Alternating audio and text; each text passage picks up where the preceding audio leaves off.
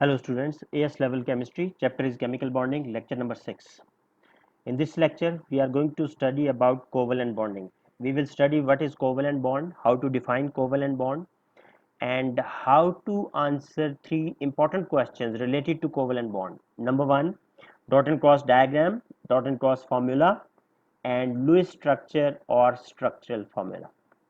First of all, you must remember to define covalent bonding. What is covalent bonding? You must remember it is a bond that shows electrostatic attraction between shared electrons and nuclei of two atoms. So electrostatic force of attraction between bonding pair of electrons and nuclei, it is known as covalent bonding.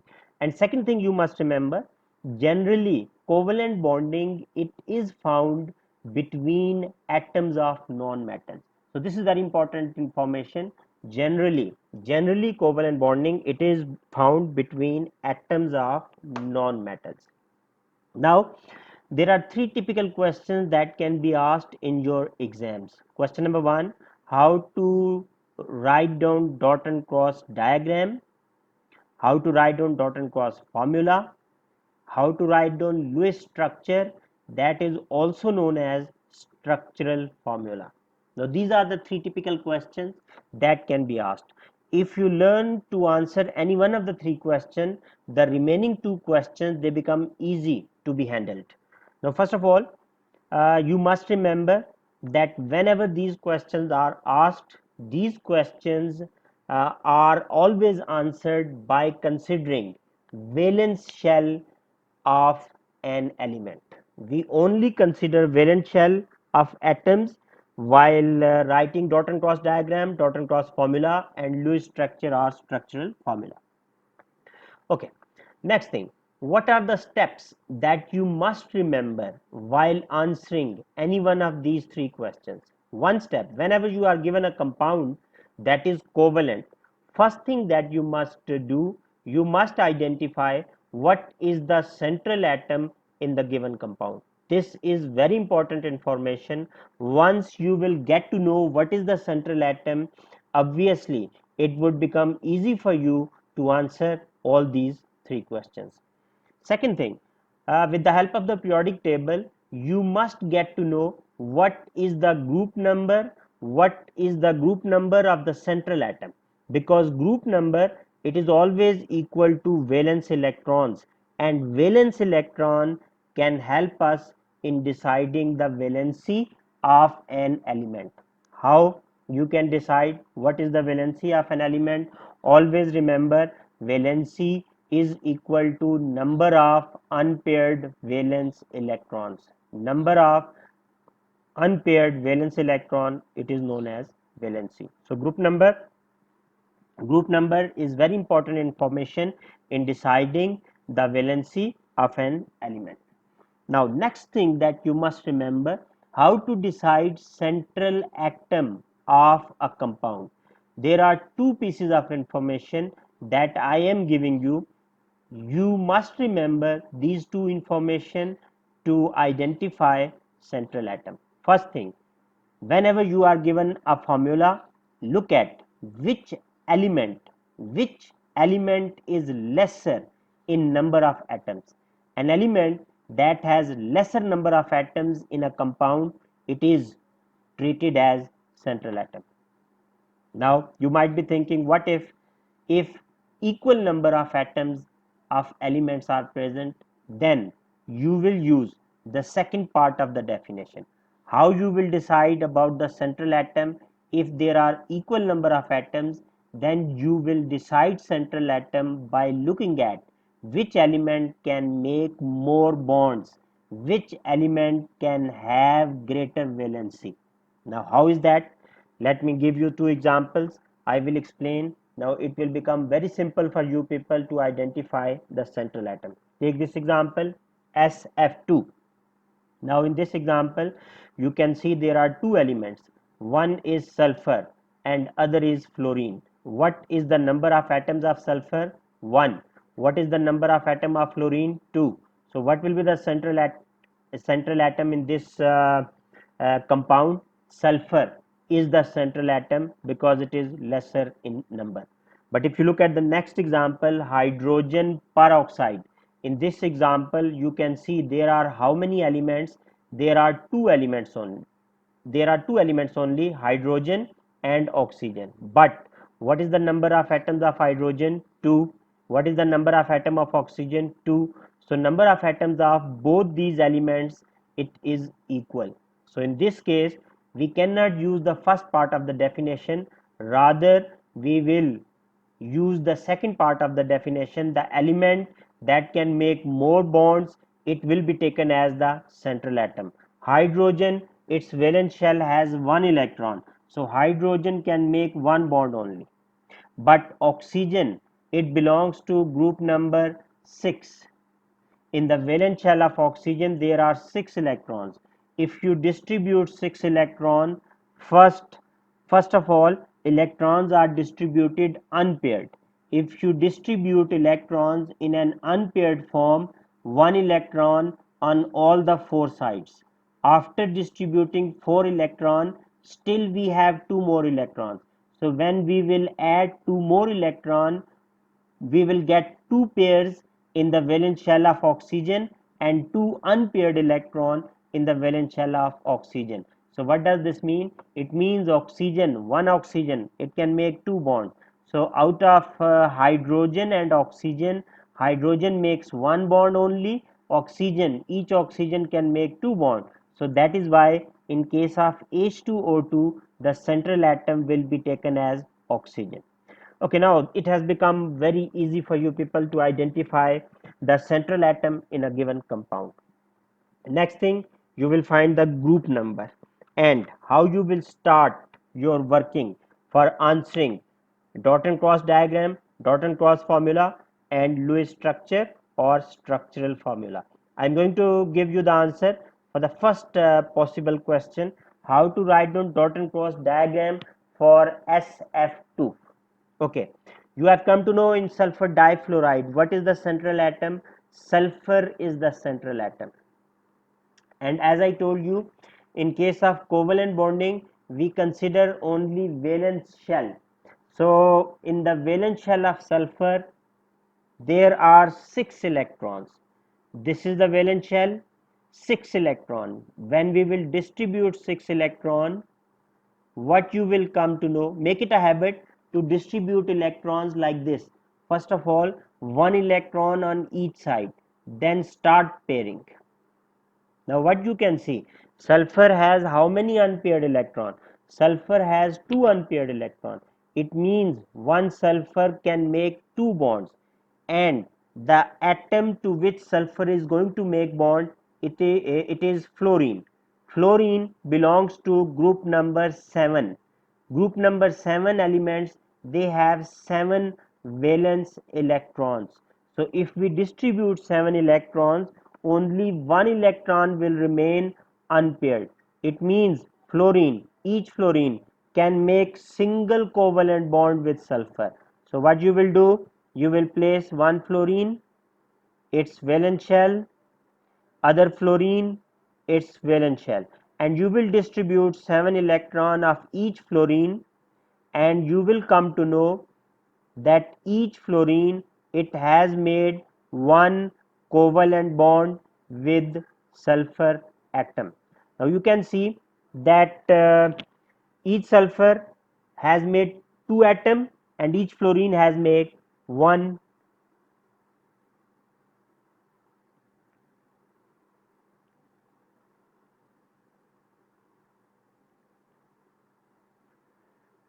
Now you can see sulfur has made two bonds while each fluorine atom has made one bond. This is the dot and cross diagram. You can see we have considered valence shell of these elements only. Now when you want to shift from dot and cross diagram to dot and cross formula, it is very simple. Again, in case of dot and cross formula, we consider the valence shell, but we do not draw any circles, any shells. Simply atoms and electrons are shown in case of dot and cross formula. Look at this working. Sulfur valence shell has 6 electrons, Now sulfur atom will make two bonds. Each fluorine will make one bond with sulfur.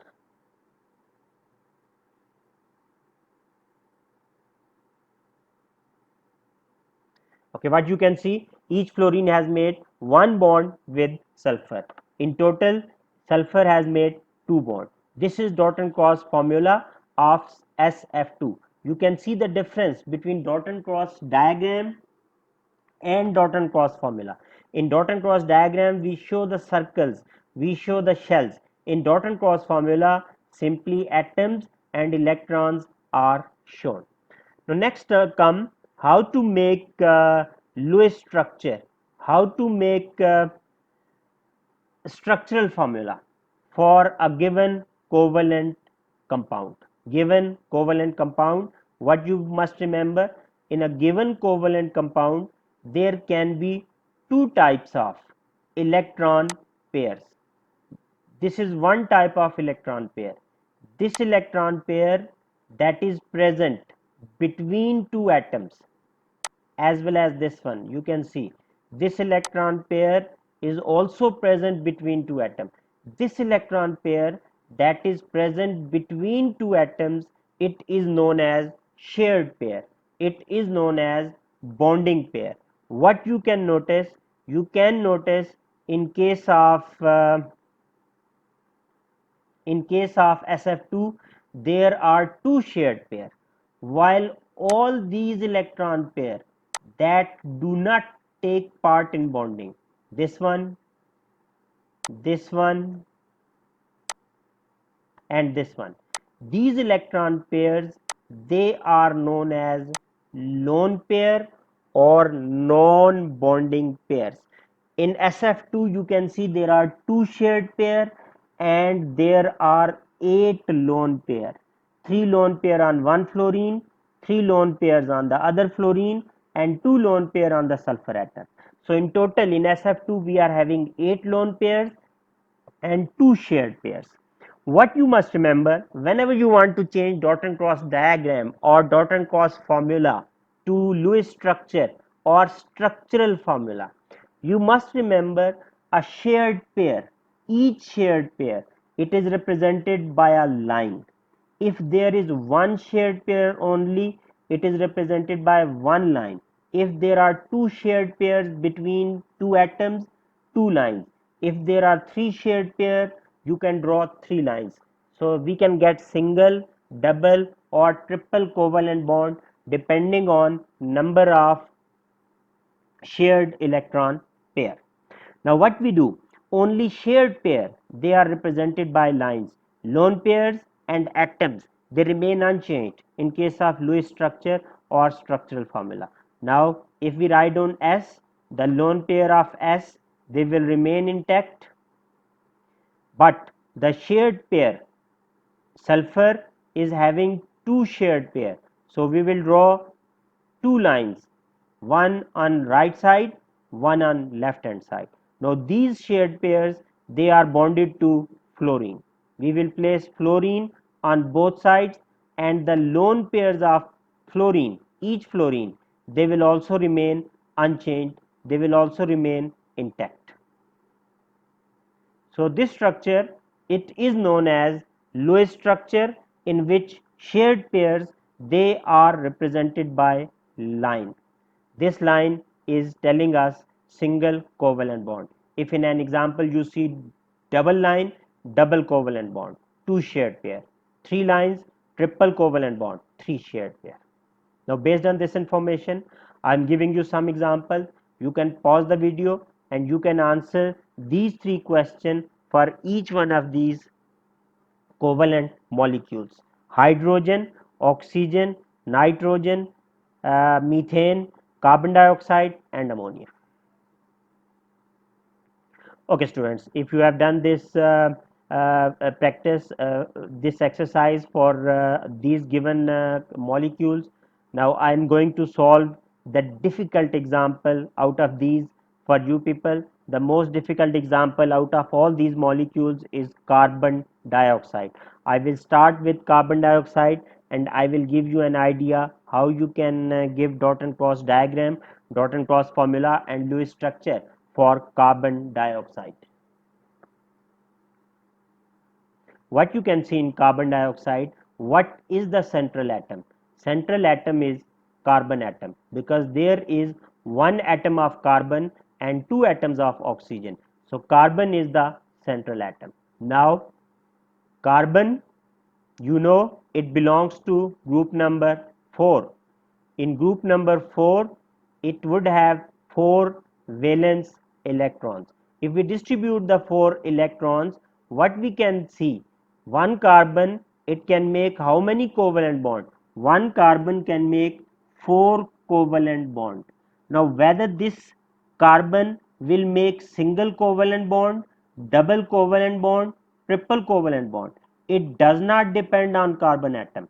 The type of covalent bond, whether it is single, double or triple covalent bond, it is decided by other atom, other element that is going to make bond with carbon, with the central atom. For example, if I give you the example of CH4, you have done that CH4. In CH4, the other element that is going to make bond with carbon, it is hydrogen. So what does this mean? Hydrogen can make one bond only. It means the bond between carbon and hydrogen would be single covalent bond. So always remember, it is decided by the other atom, other element, that it will make which type of covalent bond, single, double or triple. Now in this case, you can see what is the other element. The other element is oxygen. Oxygen belongs to group number 6. It has 6 valence electrons. When you distribute 6 valence electron, what you come to know, how many unpaired electron one oxygen atom is having? One oxygen atom is having 2 unpaired electron. So it means one oxygen makes 2 bonds. It will make each oxygen, it will make 2 bonds with the carbon atom. So which bond this oxygen will make with carbon? It will make double covalent bond.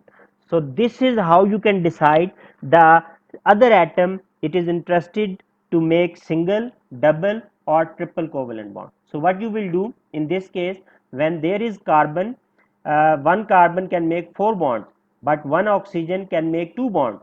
So out of the 4 electrons of carbon, you will bring 2 electrons of carbon on the right hand side and 2 electrons on the left hand side, so that one double bond will be made by carbon on the oxygen on the right hand side, and one double bond will be made by carbon on the oxygen placed on the left hand side.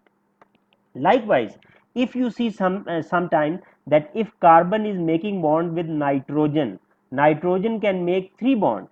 So what does this mean? In that case, between carbon and nitrogen, triple covalent bond will be formed. What you will do in that case? You will bring out of 4, you will bring 3 electrons on one side, and those 3 electrons, they will make a triple covalent bond with nitrogen atom. Okay, right now we are considering CO2. You have come to know that carbon will make a double bond with each oxygen. So how the dot and cross diagram of CO2 would look like? See this. Now you can see carbon is in the center. Carbon has made double bond with oxygen on the right hand side, double bond with oxygen on the left hand side, and each oxygen atom still it is having 2 lone pair. Now what if you want to change this into dot and cross formula? Simply remove the circles, simply remove the shells. Answer will be known as dot and cross formula. See, in this case I have just removed the circles, I have just removed the shells. Electrons and atoms, they are at their position, so it has become dot and cross formula. And what I told you, while writing Lewis structure, the shared pairs, they are represented by lines.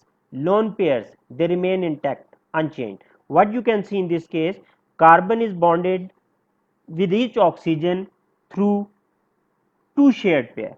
So between carbon and each oxygen, we will draw double covalent bond. So this is how Lewis structure of CO2 will look like. You can see there are 2 double covalent bond, because each oxygen can make 2 bond with the carbon atom. Now I think if you have made some mistake, you can correct for the other molecules that I gave you for the sake of practice.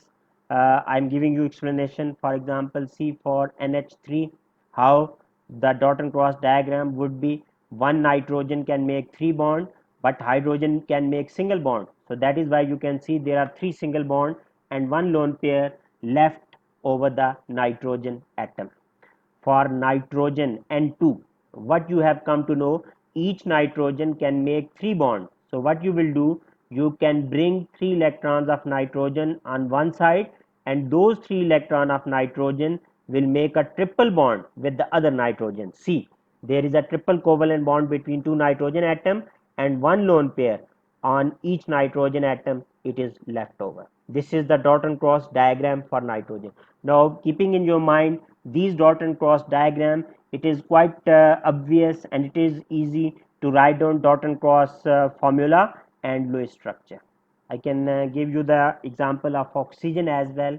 Oxygen, you can see oxygen is in front of you. You can see one oxygen can make two bonds. So oxygen, when it will make a bond with other oxygen, there would be a double covalent bond between them like this. This is a dot and cross diagram. If you want to make its Lewis structure, there must be a double covalent bond between two oxygen atoms. And if you want to show a dot and cross formula, simply remove the circles from the dot and cross diagram. It will become the dot and cross formula. Okay students, I hope at the end of this lecture all of you would have become able to write down dot and cross diagram, dot and cross formula and Lewis structure for different chemical molecules, for different chemical compounds. Now if you have any question in your mind regarding these molecules or any other molecules, you can write down your question in the comments. I will give answer to that question as quickly as possible, as soon as possible. Thank you for watching. Bye bye.